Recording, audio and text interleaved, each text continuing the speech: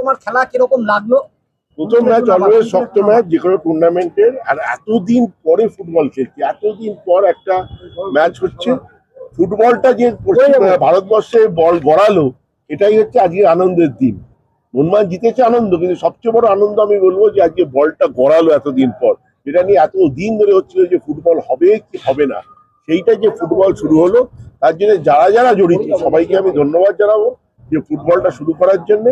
এবং আশা করি আইএসএল এবারে খুব ভালোভাবে হবে এবং মোহনবাগান ডেফিনেটলি চ্যাম্পিয়ন হবে। ভারতীয় ফুটবল খেলা অক্সিজেন পেল।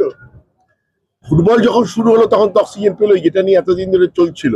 তবে এটা তো সবাই স্টেপিং স্টোন। আমার মনে হয় যে পরের যে টেন্ডারটা আসবে, যেটা কামিং 15 বছর বা 20 বছরের জন্য হবে, that is the most important.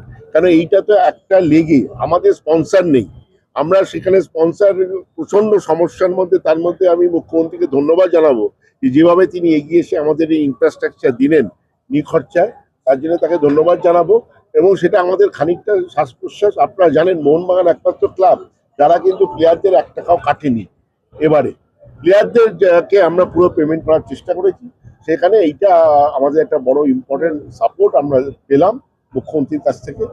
সেই জন্য আমার দাদা লোবেরোর কোচিং কতটা পরিবর্তন এলো মোহনবাগানে? লোবেরোর কোচিং ডেফিনেটলি আজকে মোহনবাগান খুব ভালো খেলেছে, এবং যেটা সব থেকে ইম্পর্টেন্ট হচ্ছে প্লেয়াররা প্রচন্ড ফাস্ট খেলেছে এবং এই আজকে ডেফিনেটলি যেটা দেবাশিস দাও বললো, ফার্স্ট ম্যাচ জেতাটা অলওয়েজ ইম্পর্টেন্ট, এবং অনেকদিন পরে ফুটবলে পা দিল। প্র্যাকটিস ম্যাচ খেলা আর কম্পিটিটিভ ফুটবল খেলা তো এক নয়।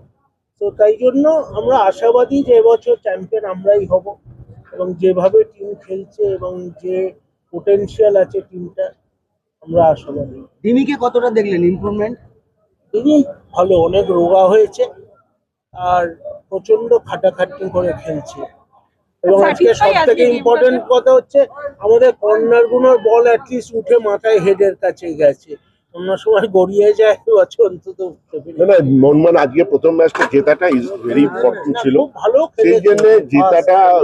তবে এক goal is always a risky, সেটা লাস্ট মোমেন্ট অব্দি সেই জন্য একটু চাপে ছিল। একটা আইএসএল টিম কেরালা যে কোনো সময় গোল শোধ দিতে পারত, কিন্তু ভাগ্য আমাদের ভালো।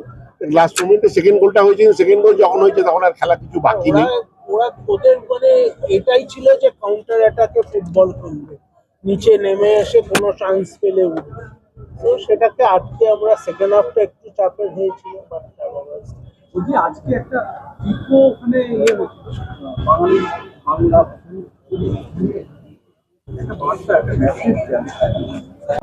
এবার করছে আরবার জয় মোহনবাগান। আরেকটা বলার আছে, সেটা হচ্ছে যে সামনের বছর এটাও মাননীয় মুখ্যমন্ত্রী মমতা বন্দ্যোপাধ্যায়কে ধন্যবাদ যে হকিকে অ্যাস্ট্রোটার্ফে নিয়ে যাওয়া, এবং তার জন্য আমরা সামনের বছর কলকাতা লিগ আমাদের মাঠে ফ্লাড লাইটেই আমরা সামনের বছর কলকাতা লিগের সব ম্যাচ আমাদের মাঠে খেলবো ফ্লাড লাইটে। ময়দানে আবার ফুটবল ফিরে আসছে এবং সেটা সম্ভবপর হলো।